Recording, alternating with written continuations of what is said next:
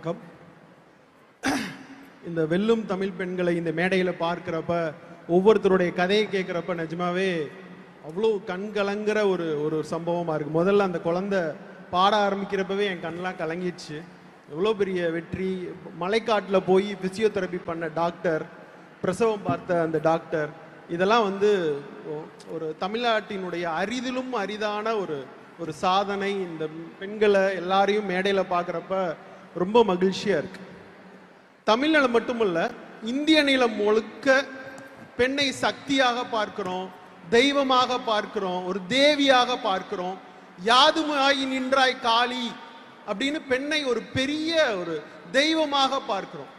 ஆனா அப்படி பார்க்கிற பெண்ணை நாம் ஒரு உடைமையாக பார்க்கிறோம், ஒரு பொருளாக பார்க்கிறோம், கவர்ந்திழுக்கும் ஒரு பொருளாக பார்க்கிறோம், அபகரிக்க வேண்டிய ஒரு பொருளாக பார்க்கிறோம், உடைமையாக பார்க்கிறோம். அந்த உடைமையாக பார்க்கறதுனால தான் பெண் மொத்த வாழ்க்கை முழுக்க ஒரு பெரிய அடிமைத்தனத்திலிருந்து அவ விழுந்து கிடந்தாள். பொருளாதார விடுதலை அவளுக்கு இல்லை, சமூக கட்டுப்பாட்டில் அவள் சிக்கிக்கொண்டாள், குடும்பத்திலிருந்து சிக்கிக்கொண்டாள், ஆணாதிக்கத்தில் சிக்கிக்கொண்டாள். அங்கிருந்து திராவிடம் என்கிற தத்துவம், பெரியார் கொண்டு வந்த தத்துவம் மட்டும்தான் தமிழகத்தில் பெண்கள் விடுதலைக்கான முதல் கல்லை எடுத்து வைக்கிறது. அந்த முதல் கல் தான் பெண்கள் கல்வியறி பெற வேண்டும், சமூகத்தில் இருந்து விடுதலை பெற வேண்டும், சமூக கட்டமைப்பில் இருந்து, குடும்ப கட்டமைப்பில் இருந்து விடுதலை பெற வேண்டும், பொருளாதார கட்டமைப்பில் இருந்து விடுதலை பெற வேண்டும் என்ற முதல் கல்லை எடுத்து வைக்கிற அந்த முதல் அடிதான் பெண்கள் இவ்வளோ பெரிய சக்தியாக வணங்கி கொண்டிருக்கிற, அபகரிக்கிற ஒரு பொருளாக பார்த்து கொண்டிருக்கிற இந்த ஆணாதிக்க சமூகத்தில் சக மனுஷியாக ஒரு பெண் பெரிய இடத்தில் ஜெயித்து நிற்கிறார். என்னிடம் ஒரு ஊடகவியலாளர் சொன்னார், 10th +2 ரிசல்ட் பார்க்கிறப்ப ஆண்களோட பெண்களுடைய தேர்வு விகிதாச்சாரம் பயங்கரமா இருக்கும். அவங்களுக்கு ஒரு கல்வின்னு ஒண்ணு வழங்கணும்னு அவங்க படிச்சு அவங்களுடைய பெரிய உயரத்தில் இருக்கிறாங்க. இந்த +2 முடிச்சுட்டு காலேஜ் ஆரம்பிக்கிற ஒரு காலகட்டத்தில் பெண்களுக்கு ஏதோ ஒரு பெரிய தடை ஏற்படுகிறது.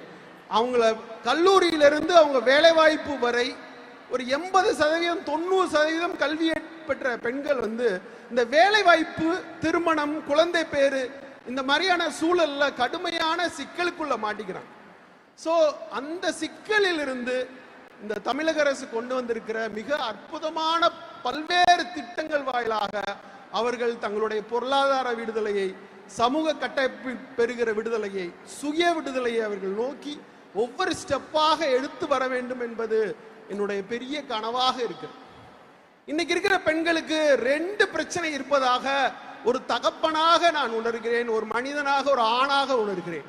ஒன்று, கற்பு. அந்த விஷயத்துல பெண்களுக்கு ஒரு பெரிய சிக்கல் இருக்கிறது. கற்பை ஆண் பெண் 2க்கு நடுவில் பொதுவில் வைப்போம். அதற்காக நீங்க எந்த செகண்டும் நீங்க கலங்கிடக்கூடாது. இது பெண்களுக்கு இருக்கிற முதல் பிரச்சனை என்று நினைக்கிறேன். 2வது பிரச்சனை, இன்னைக்கு சோசியல் மீடியா, நீங்க பார்க்கிற இடத்துல எல்லாம் எல்லா மொபைல்லையும் கேமரா, ஊடகங்கள்ல, ட்விட்டர்ல, ஃபேஸ்புக், இன்ஸ்டா அப்படின்னு எல்லா இடத்துலையும் போட்டோஸ் இருக்கு. உங்களுடைய புகைப்படங்களை ஆபாச புகைப்படங்களாக மாற்றி உங்களை தொந்தரவு செய்கிற 1000 கயவர்கள் நிறைந்த உலகத்திலே நீங்கள் ஒரு நாளும் உங்களுடைய ஆபாசத்திற்காக ஒரு துளி கூட கலங்காமல் என் உடல் என் உரிமை என்று நினைக்கும் போது பொருளாதார விடுதலையில் தமிழகம் ஒரு அடி முன்னாடி நிற்கும் என்று நான் ஆணித்தரமாக உங்கள் அனைவருக்கும் இதை நீங்கள் ஒரு ஆயுதமாக எடுத்துக்கொள்ளுங்கள், ஒரு திருக்குறளாக படிச்சுக்கோங்க. கற்பு பொதுவில் வைப்போம், என் உடல் என் உரிமை, நீ என்ன வேணா ஆபாசமா போட்டுக்கோ, அது போடா அப்படிங்கிற அந்த எண்ணத்தை உங்களுடைய கனவில் வைத்துக் கொள்ளுங்கள். உங்களை வெல்ல யாராலும் முடியாது. ஒரு இந்தியாவின், ஒரு தமிழகத்தின், ஒரு நாட்டினுடைய வளர்ச்சி, பெண்களினுடைய வளர்ச்சி தான் ஒரு இவ்வளவு கற்பிக்கப்பட்ட உயர்ந்த சமூகத்தினுடைய வெற்றி என்பது பெண்களுடைய வெற்றி தான். 140 கோடி இந்தியாவில் 70 கோடி பெண்கள் எழுந்து நின்றால் இந்தியா பெரிய வல்லரசாக மாறி இருக்கும். அதை இந்த வெல்லும் பெண்களுடைய சபையில் நான் கண்ணார பார்க்கிறேன். உங்கள் அனைவருக்கும் ஒரு அண்ணனாக, ஒரு தகப்பனாக, ஒரு நண்பனாக உங்கள் வெற்றிக்கு எந்நேரமும் என் குரல் ஒலித்து கொண்டே இருக்கும். நன்றி. நன்றி சார். ரொம்ப ப்ரொஃபவுண்டா இருந்தது சார். என் உடல் என் உரிமை அப்படின்றது. யார் வேணா என்ன வேணா பண்ணிக்கோங்க.